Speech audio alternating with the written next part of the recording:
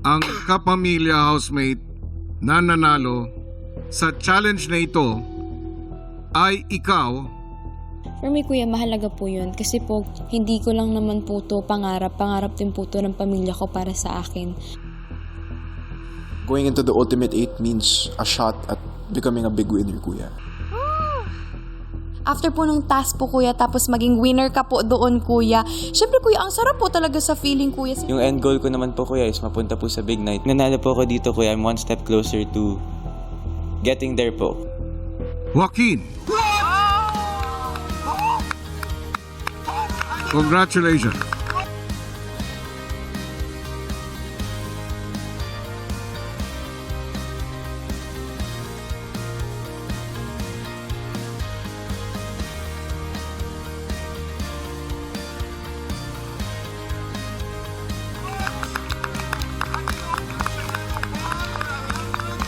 Mind blown po, kuya. As in, I believe with my heart na milagro po yun. I was guided by God. The glory is His, kuya. Congratulations. Tanggapin mo ang iyong big jump ticket at samahan si Lela sa yellow platform.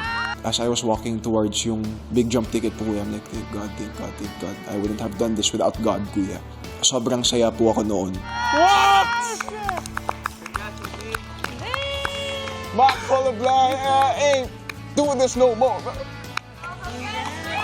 Yes, congrats.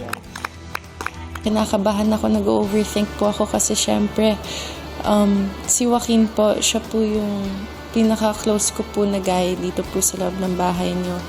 At the same time, sobrang saya ko po at sobrang excited ko po na pareho po kami competitive. At